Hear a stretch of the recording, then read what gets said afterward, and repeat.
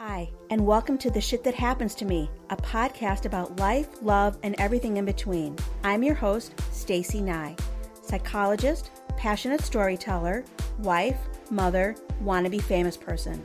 Now sit back and listen because I'm here to tell you about the shit that happens to me.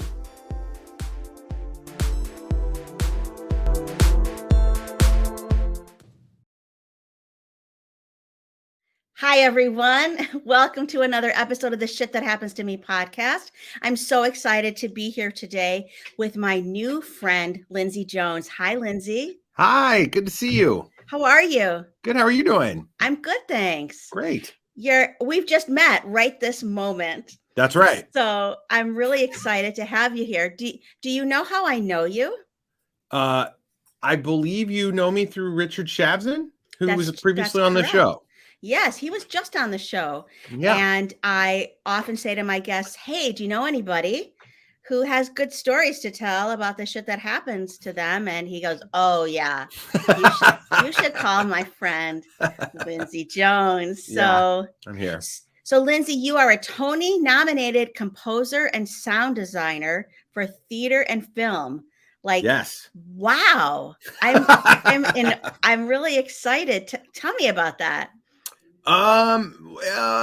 Well, okay. So, what I do is I'm a sound designer and I'm a composer. I create original music and sound design for theater. And then I also do music for film, television, podcasts. I do lots of podcasts, actually. I do new media, audio logos, commercials. Like, I just kind of generally do things that you hear. That's my general thing. That sounds really exciting. Thanks. Yeah, it's fun. Like a lot of fun. It is. It's a good job. It sounds like a good job. And your podcast, it's okay to say them here. Yes. We want to help, promote you. So you have a podcast called the Imagine Neighborhood? Yes. The Imagine Neighborhood is a weekly podcast for elementary school age children. It is produced by the Committee for Children. And it is a really, really awesome podcast to help elementary school age kids understand their feelings and emotions and how to deal with them. And we tell these crazy stories with lots of really funny characters every week, one of which I am a character on the show occasionally called Mr. Music Man Lindsay Jones. But I also create all of the music and sound design for that podcast as well. That sounds like a great podcast because as a psychologist, I know that kids aren't taught that anywhere, so yeah, that's kudos to you. Thank you. I mean, I wish I could take credit for the podcast. It's really my friend, Scotty Iseri, who started it at the Committee for Children. And it's a really, really awesome podcast. I wish I had something like this when I was a kid to sort of help me better understand how to deal with the way I feel about things, because it's taken me my entire adult life to understand it. Well, right. I mean, like adults need things like this too, but totally. Yeah. Totally. And then you have a new podcast series called like King Lear. Right. So that is produced by the Play On podcast, which is the goal there is they are taking Shakespeare plays and they are completely redoing them in a modern language in a new style. It's updated by a playwright and then is produced over a series of episodes. So it's Shakespeare sort of turned into an episodic form. And I'm doing King Lear, which has been adapted by Marcus Gardley and is directed by Eric Ting. And it's set in San Francisco. It's all jazz music surrounding it. So really exciting project that will come out in, I think it comes out in March, which is really exciting. I'm sort of a Shakespeare nerd, so I'm super excited to be a part of that. Great. It sounds like modern Shakespeare, which will be a lot of fun. Totally. Yeah. It's really fun and accessible. Yeah. Yes. Yeah. And then you have a new series for Marvel Disney. Tell me, what is that? Is that a secret? It is kind of a secret. I can't really tell you very much about it, but What I can say is it is part of the Wastelanders series that is already started. So if you're into Marvel podcasts, they currently have Marvel's Star-Lord Wastelanders, and they have Hawkeye Wastelanders, and there are more to come. And in theory, I will show up somewhere down the line in a series that will take place. As one of the characters? No, I'm the composer for that one. So I'm just creating music for that. Right. No, I do not appear in that one. Yeah. So it's very cool. Really, really cool stuff. That's really awesome. You're busy, aren't you? I try my best. I really try as hard as I can to stay busy. Yeah. So between doing podcasts and theater, the show that I received the 2 Tony nominations for is called Slave Play. It's currently running on Broadway right now at the August Wilson Theater on 52nd Street, and it'll be there through January the 23rd. And then it comes to the Mark Taper Forum in Los Angeles from February the 9th through the end of March. It's an amazing play. If you haven't seen it, and you're anywhere near New York or Los Angeles, please check it out. I know we have listeners in New York and Los Angeles, so it's called Slave Play. Slave Play, yes. Okay, great. Okay, because you're a psychologist, you might appreciate this play. It's a very controversial play. I should say that it's very shocking. It's very cutting edge. Yes. And I don't want to give away too much about the play because the surprise of the play is pretty much part of why it's so controversial.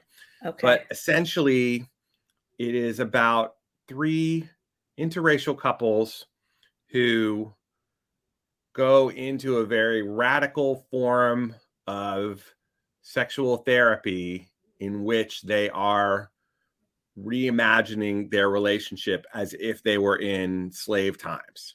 Oh, boy. And sort of what comes out of that. So it's really funny. It's really funny. It's very funny. Okay, it sounds dark. Very funny. There are parts of it that are super dark, and super shocking, and there are parts that are unbelievably funny and insightful. So far, I have yet to meet a single person. Normally, when a lot of people go to see plays, there's a percentage of people will be like, "Yeah, that was pretty good," or "That was okay." Yeah. Everyone who sees Slave Play, they either love it or they hate it, and there is no in between. So, it is a really, I think it's really worth it, and it's really incredibly thought provoking, and I have learned a tremendous amount working on this play. Cool. Yeah. Awesome. Well, I want to say in my little intro that for this podcast, I say that, you're going to come and listen to the podcast and learn a lot. And then I go, no, you won't. It's definitely not that kind of podcast. So it's the kind of podcast where you tell just like crazy stories. And I have to say, I have all my guests, and they're all really great because everyone does this. They fill out my little sheet. Yeah. And when I asked you, if you thought you had, things to say, and your reply was, I cause chaos wherever I go. Yes. So hit me. Let's hear it. Let's hear the chaos. There's so much. I don't even know where to begin. Okay. I'm just a magnet for this kind of thing. I think the thing of it is I've been thinking about this a lot lately because I've actually been sort of trying to develop a show based on all of the crazy stories of things that have happened to me. And I think what it comes down to is most people get into a weird situation and they think, how can I get out of this weird situation as fast as possible? Yeah. I get into a weird situation and I think, I wonder how much more weird this situation will get. You know what I mean? Like, why stop now? Let's just keep pushing forward and see how far this goes. And if you were to say that's a character flaw, that is a primary character flaw of mine, which is that I'm constantly getting myself into trouble, not entirely by my own, I'm not trying to, but it just seems to happen that way. I don't know why.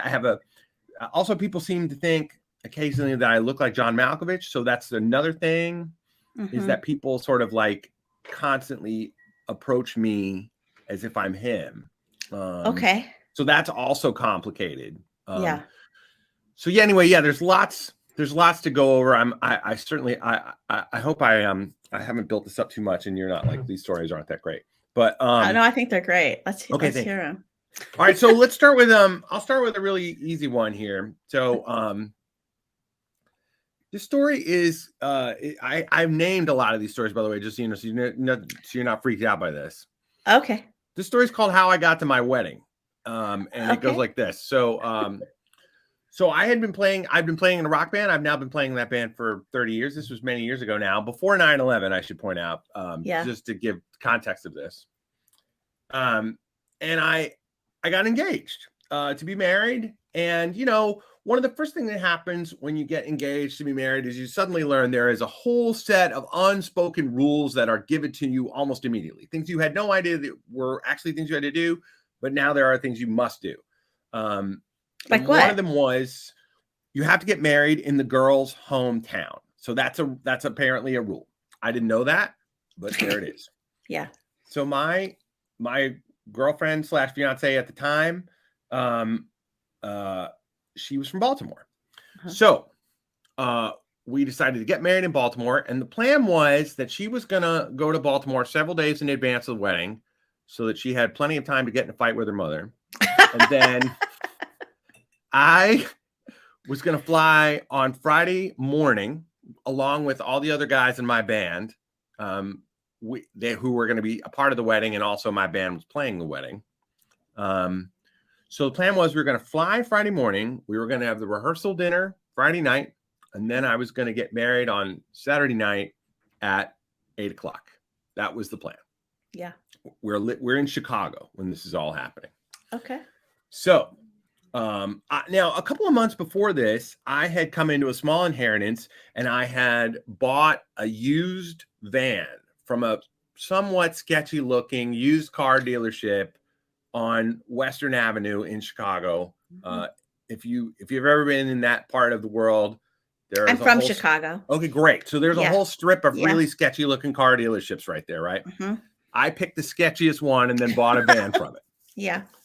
So I hadn't had a lot of time to check this van out before I bought it. I should also say that I sort of did the best I could, but I'm not really a car person, so I tried my best.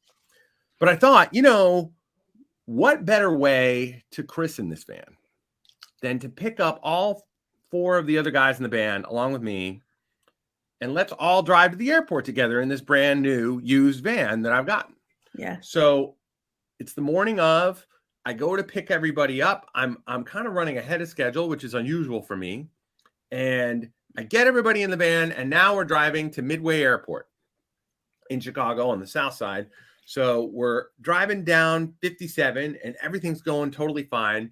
And then all of a sudden, huge clouds of smoke start pouring out of the air conditioning vents of the van, right? And the van is slowly starting to come to a stop. So I managed to get the van off the highway. We go down the exit ramp, and now we're at like 35th and Kedzie in Chicago, which at that time, I don't think it's much better now, but I think at that time was probably one of the worst neighborhoods in Chicago. And we pull into this parking lot of a Greasy Spoon diner at 35th and Kedzie. You know, we get out. I open up the hood of the van, right? And antifreeze is just shooting out of the top of the engine like a geyser of antifreeze, right? Just going everywhere. And it's clear very quickly this van will not be going any further today, right? Like that is the end of that journey. So I say to the guys in the band, I say, okay, no problem. I will, I'll call and reschedule our flight. So I call Southwest, and it's Easter weekend, by the way. And I call Southwest and I say, hello, I'd like to change my flights. And they said, we're so sorry. All the flights are booked unless you want to get in tomorrow night at 9:00. And I thought, well, now. So wait, is this Friday? This is Friday. Is Friday. This is the Friday of that weekend. The rehearsal dinner's that night. That night, yes. Of your wedding. Of my wedding that I'm supposedly attending, yes. Yes. And it's somewhat crucial that I attend. Yes. So Southwest says, sorry, the only thing we can do is get you in tomorrow night at 9 p.m. And seeing as I was getting married at 8 p.m., that wasn't going to work. That wasn't right? going to work. No. So then I call a taxi and I'm like, hi, we need somebody to take us to the airport. And they say, where are you? And I said, I'm at 35th and Kedzie. And they said, somebody will be there in about 90 minutes. And I was like, okay, that's not going to work. Right.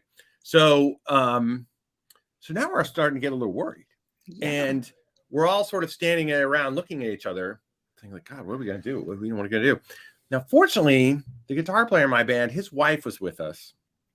And she says, okay, I'm going to take care of this. So she walks into the diner, and in the diner is a bunch of truck drivers having breakfast, right? Yeah.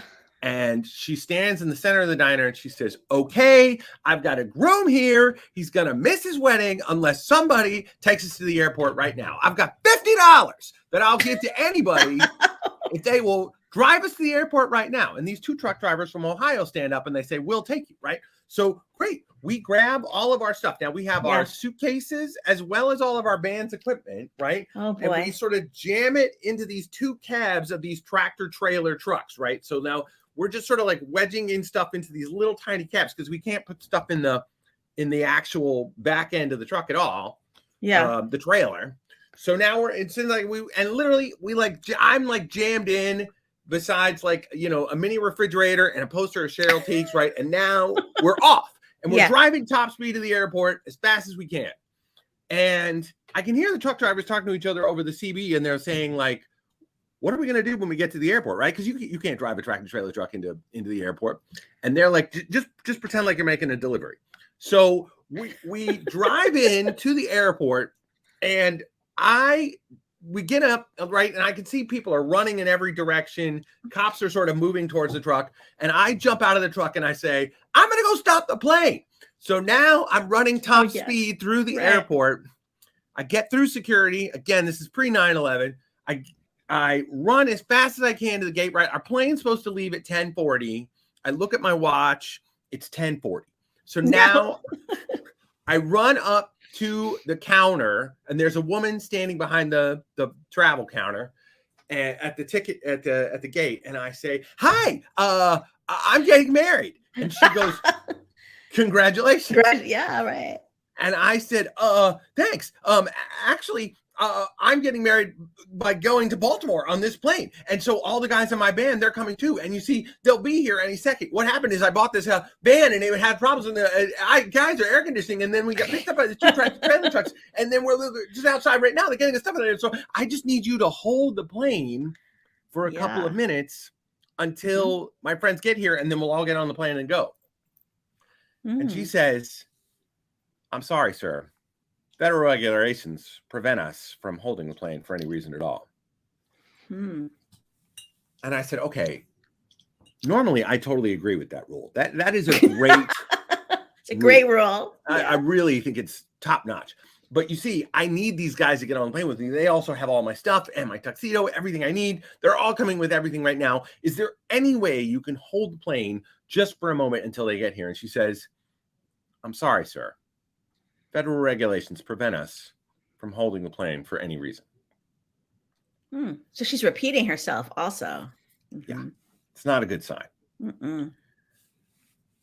So I said, okay, this door that goes to the plane is still open, which means that the plane is not left yet. Is that right? She said, that's right.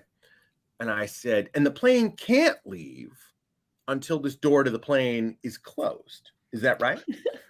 And she said, yeah, that's right. And I said, okay, so what if I was to say, block that door from closing? Lindsay. The door would be unable to close until my friends got here. And then we could all get on the plane. And she said, well, if you do that, I'm going to have to call security.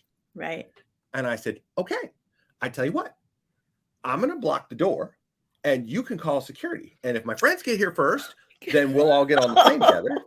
Yeah. And if security gets here first, you might as well lock me up because I'm going to need to be in a really safe place when I call my girlfriend to tell her I'm not making the wedding. Right.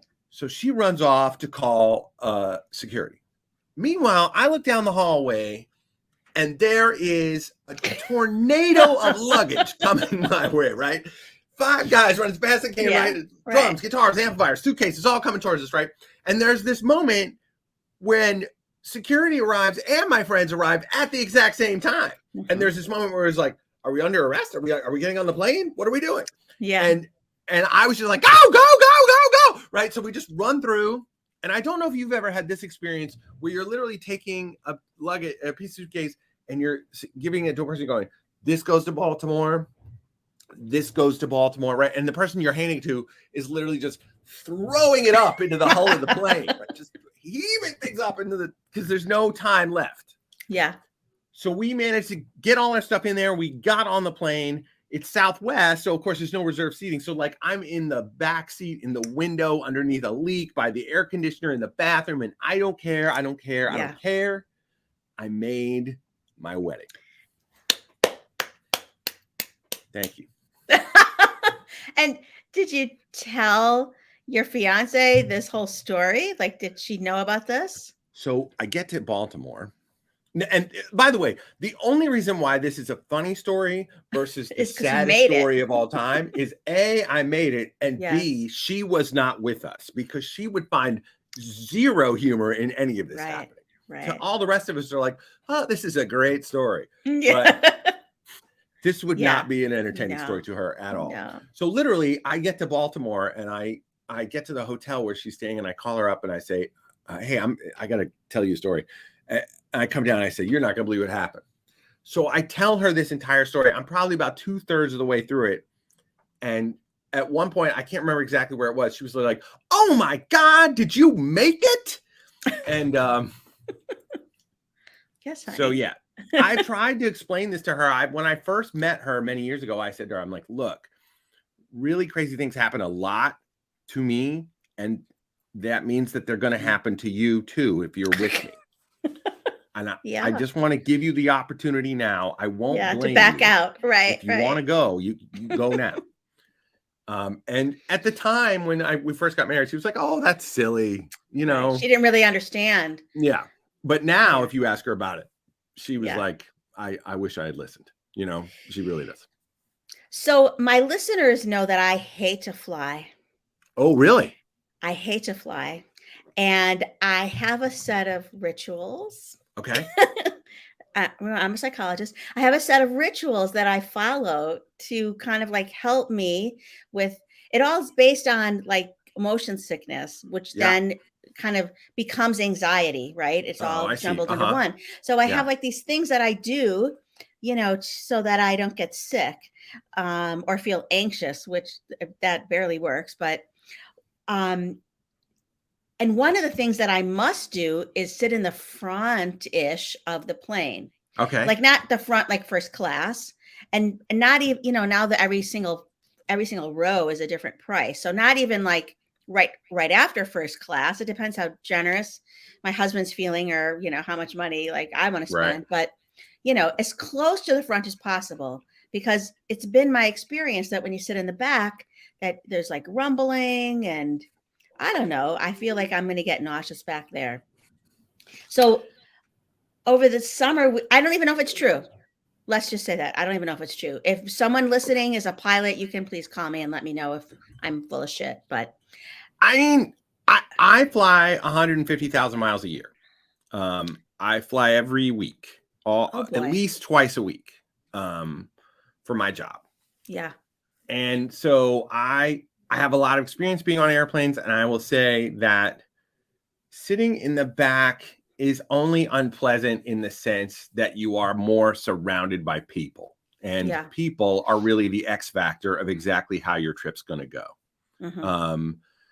But I have also dealt with some really terrible people in first class in my time. Yeah. In fact, I have a good story about a person in first class, if this is of interest to you. Sure. All right. One time. Okay. So usually I fly every Monday morning because Monday in the theater is my day off.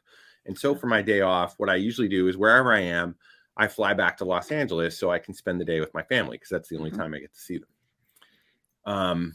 So this particular Monday morning, I was at Reagan Airport in Washington, D.C. And I going JFK first to fly home to LA after that. So I was going DC to New York and then New York to Los Angeles. So it's early in the morning. It's like 6:30 in the morning. And we all are loaded onto the plane. I'm sitting in first class, and directly across from me is a guy in a suit sitting in first class. Now, I personally do not wear suits. I'm very grateful to work in a job where I don't have to dress up. I just wear comfortable things. Mm-hmm. But this guy was very well dressed, and we're sitting in first class. Everyone's loaded on the plane. There's sort of a long pause where we have all the passengers and nothing's happening. And then all of a sudden the pilot comes over the PA and he says, "Ladies and gentlemen, we have a really unique situation here. Last night, when this plane flew into the airport, they accidentally overfueled the plane by 10,000 gallons of gas. Which I didn't even know was a thing you could do, but they have actually overfilled the tank to the point where, like, when you have a gas in your car, you overfill that, eventually the gas starts pouring out. Yeah. An airplane has 10,000 extra gallons available that it can do that. So the pilot explains that it's not a problem in terms of the gas, but it is a problem in terms of the weight. And in order for the plane to be able to leave, one of two things has to happen. Either they need to send a truck over to extract the 10,000 gallons of gas that have been accidentally overpoured. That is probably going to take a couple of hours to get that truck over and to complete that thing, right? Option 2 is 20 passengers need to volunteer to get off the plane and get on another plane, and then the weight will be stabilized enough that we can go. Now, as this is being explained to us over the PA, the guy who's sitting next to me absolutely loses his mind. He is so angry. He's so angry about this, right? And he is cursing up a storm. He is screaming obscenities at the top of his lungs. Oh my goodness. Just like really upset. And he's like, "I have fucking got to get to New York. I have got to get to New York." And so he literally says, he stands up in first class, looks back at economy, and says, "I will give 20 people $40 each if they will get off this plane right now." $40? He's got $800 in cash in his pocket. Yeah. And he's going to give them $40 each. That's $800. So believe it or not. Oh, people get up? People get up. Well, the airline is going to pay them, right? No. All Don't the airline is going. If you get on another plane, we'll give you a free ticket or this or that. Okay, but let's talk about that, right? That's not what it looks like. It's what happens there is if the airline overbooks the flight, all they're legally obligated to do is put you on another flight. Yeah. Now, sometimes what they will encourage you to do, what they will do in order to encourage you to choose to get on a later flight is they'll say, "We'll give you $300 in credit if you'll get on that extra flight." Yeah. But that's only if they're overbooked, which in this case they were not. Okay. So no one was paying anybody anything except for this guy, this very angry man, who had $800 in cash and he was handing out. So amazingly enough, over the next 5 to 10 minutes, 20 people slowly volunteer to get off the plane, and he hands them all $40 a piece as they exit the flight, right? We finally got 20 people off. They close the door. We go out to the tarmac, and now we're going to try and take off. So we get almost to the runway, and then the pilot comes back on the PA, and he says, "Ladies and gentlemen, I'm so sorry about this. There appears to be something wrong with the flight computer of this flight.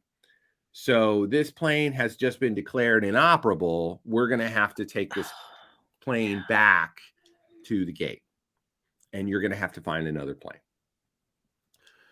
Well, as you can imagine, this guy once Yes. again screaming obscenities, just like furious beyond belief, right? Like, I can't fucking believe it. I am fucking gonna get to New York.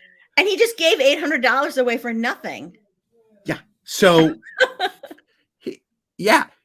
as mad as he was before. Yeah. Oh. Imagine that kind of mad, and he's just lost $800, right? So, in cash. So, we get the plane back to the gate. Mm-hmm. They let us off the plane. And so now, if you're a seasoned flyer like me and this guy, you know that the first thing you have to do is get off the plane as fast as possible, figure out the next plane that's coming, and get to that plane before everybody else figures it out, so that you can be like, I want to be on this plane, and then they'll put you on. There's only so much room available, right? Now, thankfully, because this is a shuttle flight between DC and New York, there's literally a flight every hour, which is great. Okay. So we were on the 7 o'clock. We figure we'll get on the 8 o'clock, right?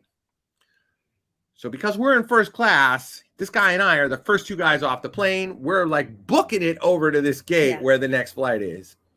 We get over there to the next flight. He beats me by just a little bit. And I hear him say to the gate agent, I need to get on this next flight right now. And the gate agent says, I'm so sorry, sir. There's no seats available on this flight. And the guy's like, what? You've got to be kidding me. There are always seats on this flight. I fly this flight every week. It's never more than half full. And the gate agent says, well, look, I don't know what happened. There was a bunch of seats available. And then suddenly all these people showed up out of nowhere and they just got on the flight. They must have come from someplace else. And that's when we realized that the 20 people that we paid to get off took all the seats on the 8 o'clock flight. And the funny part is the gate agent said, like, yeah, I've never seen so many people happy to get on a plane before. They were laughing all the way down the runway.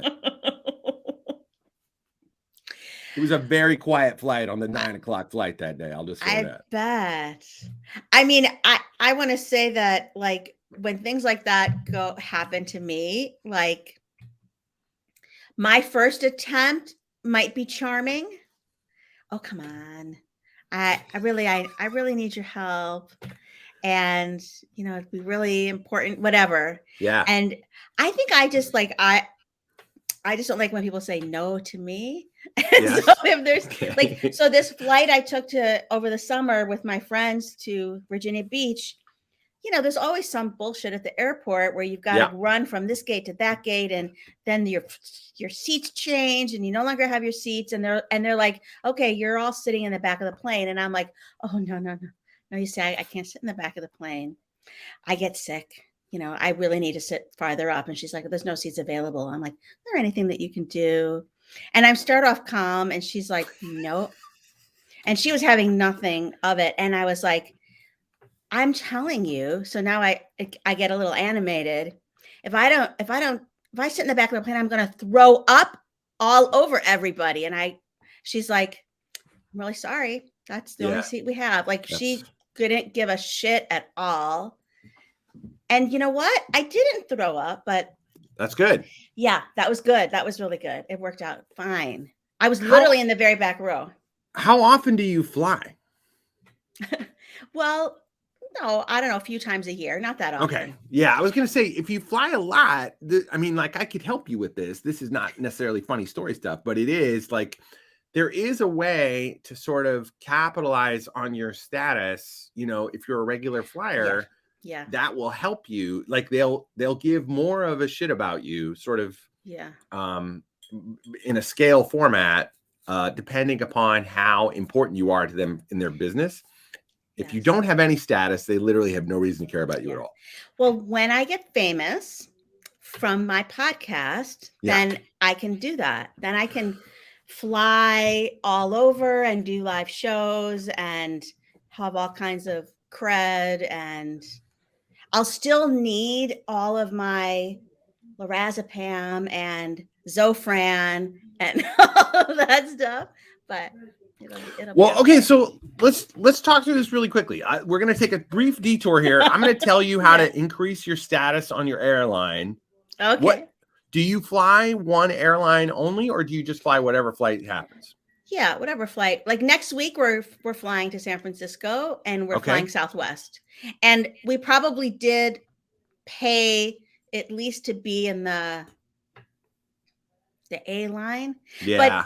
really, my point was that when this stuff happens, so I don't swear at people. Good. I almost never swear. I swear in the podcast. I don't swear at people. That's But good. I get a little entitled, Yeah. like Yeah. if I'm in the wrong line and they're like, you need to be in that line. And I'm like, come on. I don't know. It's silly. But Well, okay. So what you need to do yeah. is you need to the first thing you want to do is figure out what airline you think you'll probably end up flying the most, right? Yeah. And you want to pick one that has a good sort of status program, that like a frequent flyer program that you can take advantage of. And then you devote yourself to flying to only those flights. Now, the next thing you want to do is you want to get yourself at least figure out if there's any time when you're going to be taking a few flights in a row. Like if you take them, like, let's say, for example, you're going to do 3 flights over the next 3 months, right? Which is still a longish time, but at least it's something. So now what you do is you want to call up the frequent flyer program of the airline you're on, and you want to say, hello, I am really interested in transferring all of my business to your airline. Oh. Will you please enroll me in your status challenge program? And a lot of what airlines, a lot of them do is, if they think, oh, here's a customer with a lot of money, they're going to be spending a lot of money with us, they will grant you for a short period of time those sort of like upper echelon benefits that you, as just a peon, would never receive. Okay.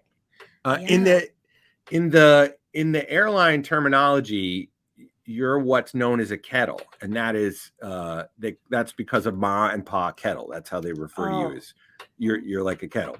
But if you want to rise above kettledom into airline status, you can get that status challenge, right? And then what they say is, okay, for the next 3 months, we're going to treat you like you're a gold member.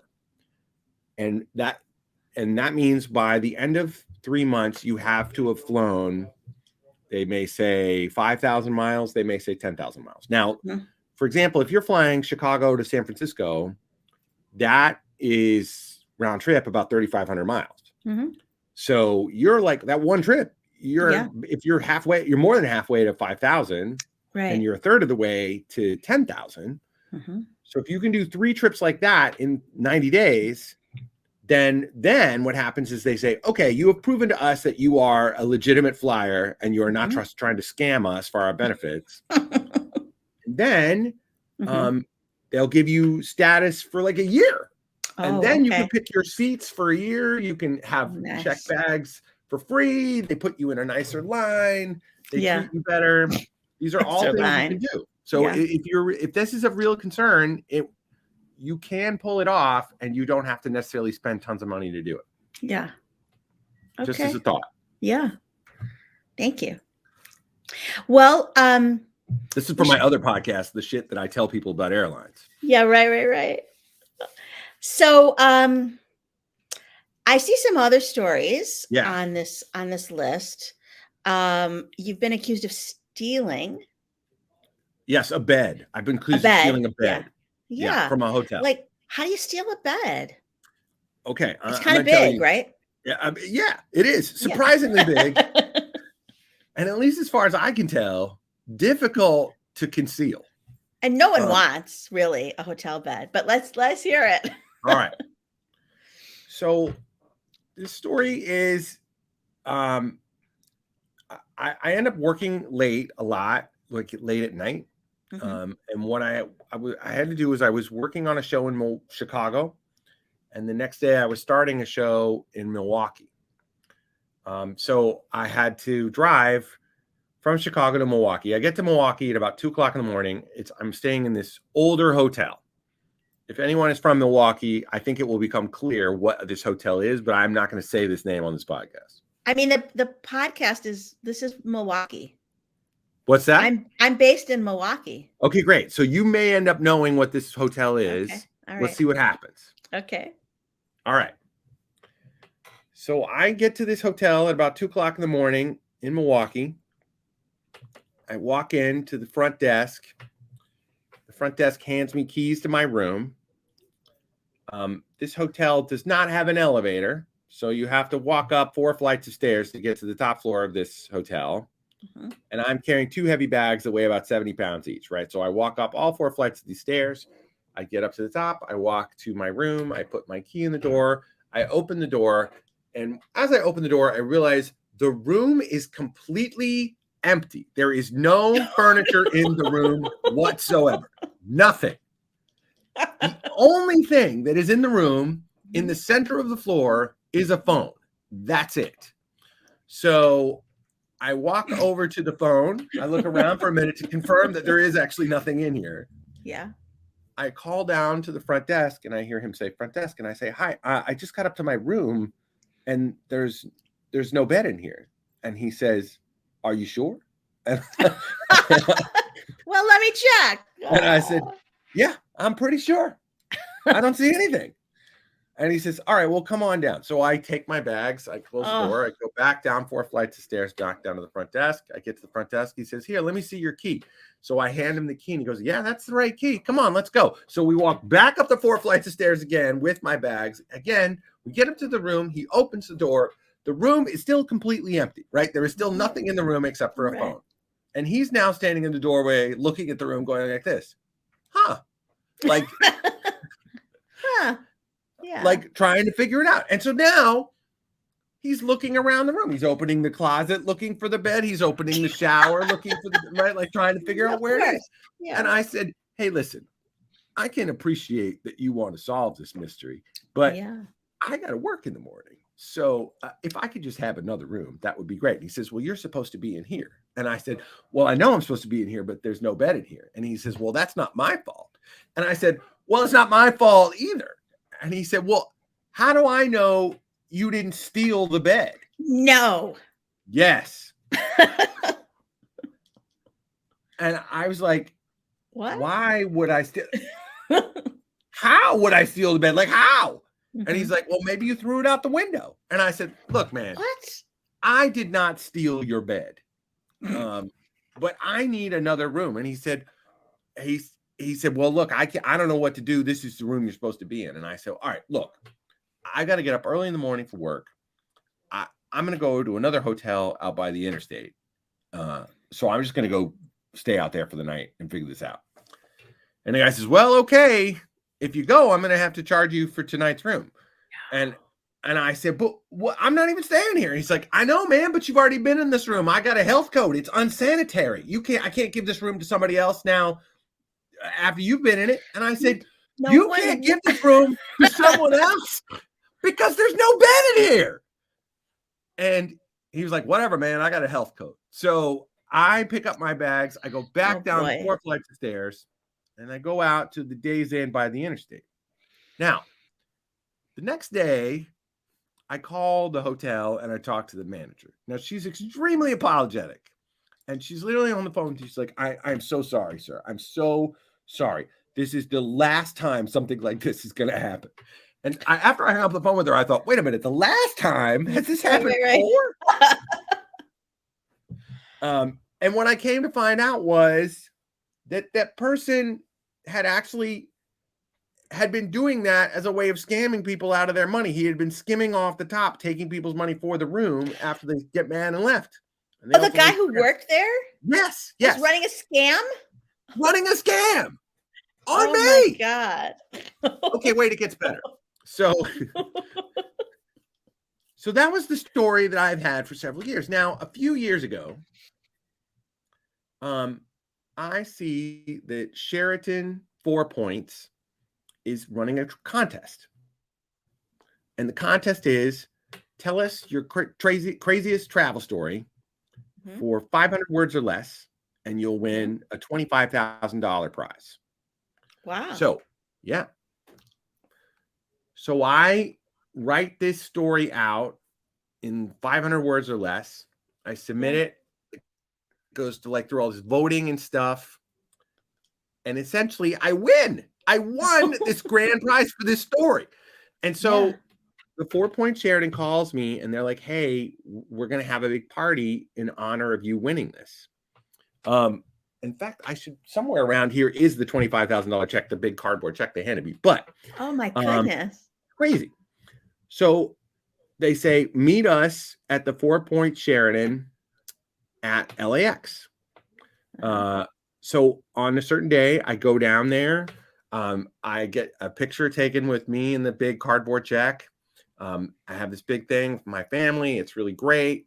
It's this really fun sort of event.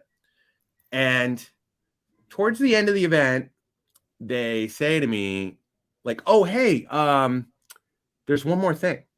Come out with us to the pool. So we go out to the pool where the hotel is. And out at the pool, there are all these cabanas that are sort of stationed around the pool.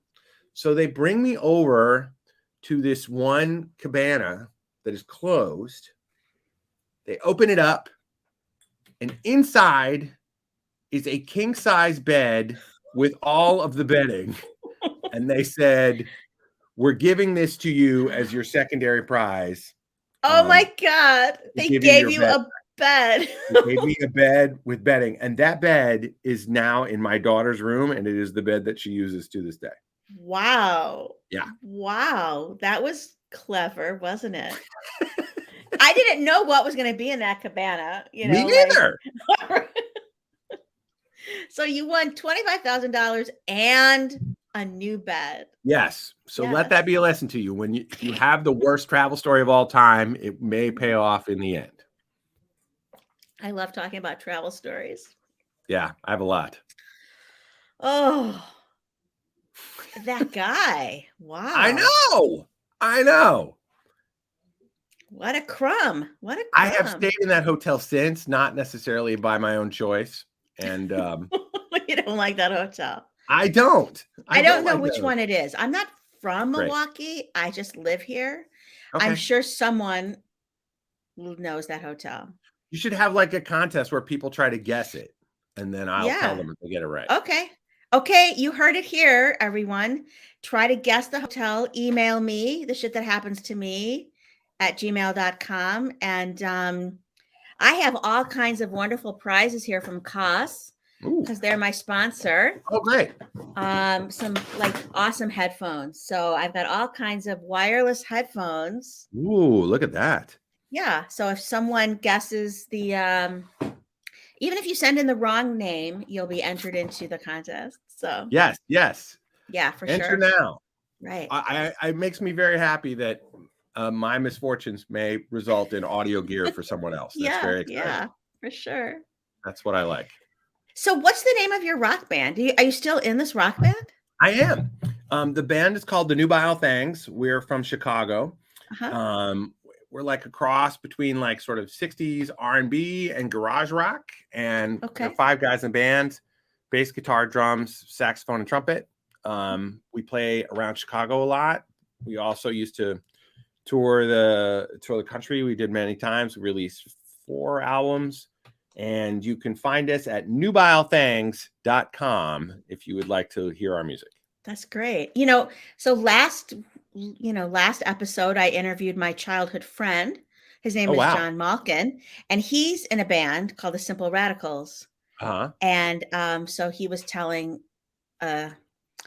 also a car story, but not when he was getting married. He was actually taking George Carlin to the airport after he was did a show at the university, and the car stalled on the highway. So that was a great story. Yeah. Wow. All right, I can tell a band story. Do you want to hear a band story? Yeah, let's hear a band story. Okay. So one time we were on tour on the West Coast, and we, look, here's the thing. If you're a rock band, your favorite nights are Friday and Saturday, because that's the nights that everybody wants to go out. But if you're on tour, every night that you are not playing, that's just lost money. So you've got to find ways to survive on those leaner nights. So this particular story, we were going to play Santa Barbara, California on a Tuesday. Now, Santa Barbara on a Tuesday is exactly what you think it is. But yeah. we were there. We were told to get there by 5 o'clock for sound check. Mhm. And then we were supposed to start playing at 8 o'clock. So we get there early. We get all set up. I'm told by the manager of the bar that the sound guy will be there soon. At this point, I was not necessarily as familiar with sound equipment as I am now in my later career. So the guys all grab a seat at the bar. We all grab a drink. We're all hanging around waiting for the sound guy to come. 5 o'clock comes and goes. No sign of the sound guy anywhere. 5:30, nothing. 5:45, and I start looking at the manager like, hey, any idea where the sound guy is? And he's like, he's kind of unreliable, but he'll show up at some point. Okay. So a few minutes later, the phone at the bar rings and the manager answers the phone and he's like, hello? Yeah. What? Are you kidding me? Fucking hell. All right. Yeah, thanks. He hangs up the phone and I said, is everything okay? Yeah. And he said, well, the sound guy's dead. And I was like, what? Oh, no. And I swear to God, the manager's like, yeah, he had it coming. And I was like, oh, no. He had it coming. Oh. I was like, wow. He's like, yeah, listen, nobody's going to show up tonight to do your sound. Do you guys know how to do sound? And I was like, well, I can figure it out maybe. And the guy's like, all right, yeah, you might as well get started on that. Nobody else is showing up. So we get all our stuff on stage and we then go through a sound check. Now, normally a sound check takes about 20 minutes, but because none of us have any idea what we're doing, it takes us like 2.5 hours to do the sound check of this thing, right? It takes forever, but we get it together. Mm-hmm. And so finally around 7:45, we're good to go. Now, at 7:45, we finish and we realize we're supposed to start playing in 15 minutes. There's no one in this room at all. No audience. There is literally an audience of no one.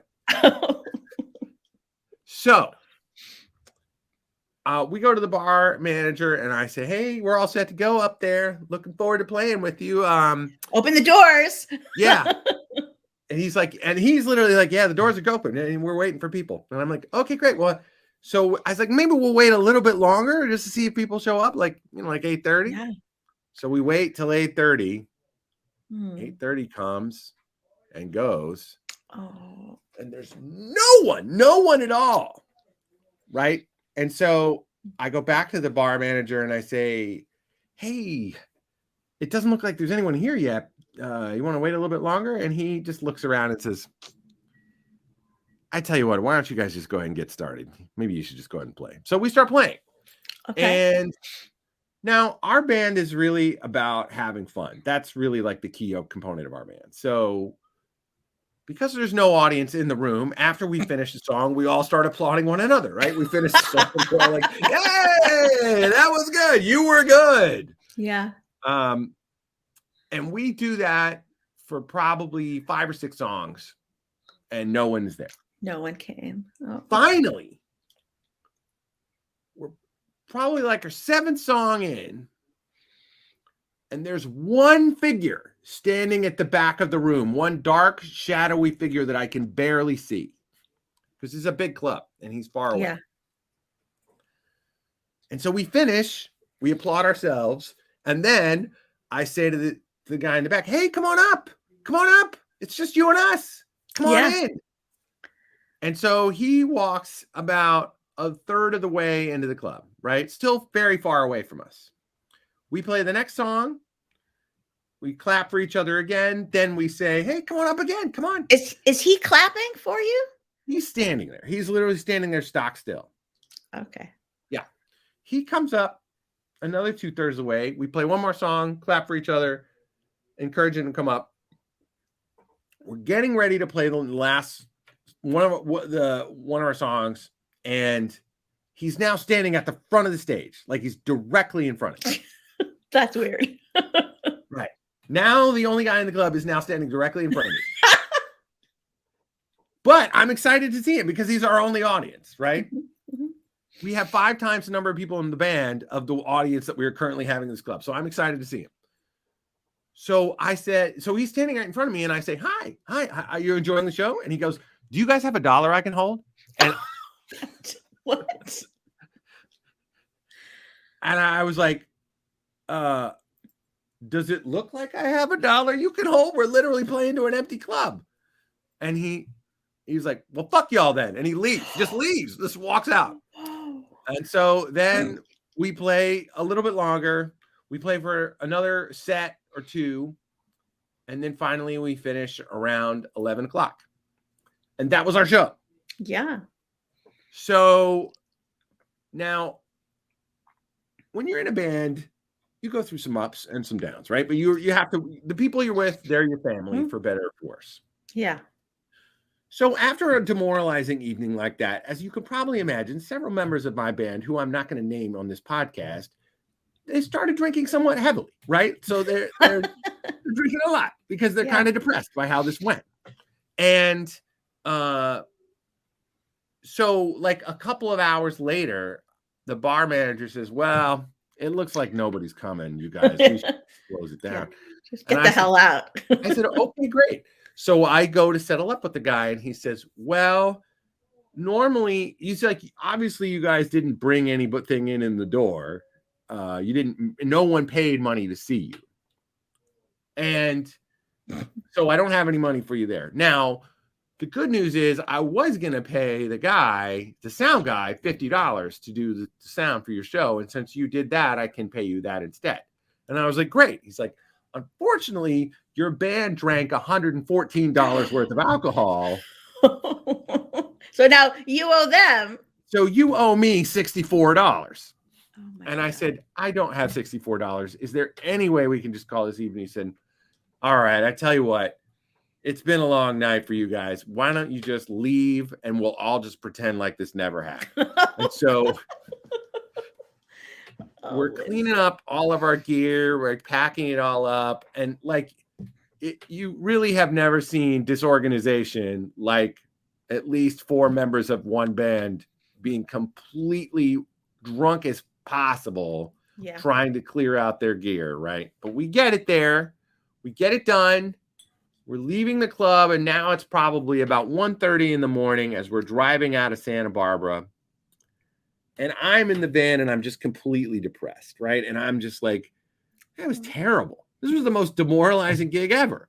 Mm-hmm. And my friend, the guitar player in the band, says, I don't know. I don't think it was that bad. And I was like, you don't think it was that bad? Why not? Where were you? I was like, we got paid nothing. We're lucky we got out of there without paying that guy money.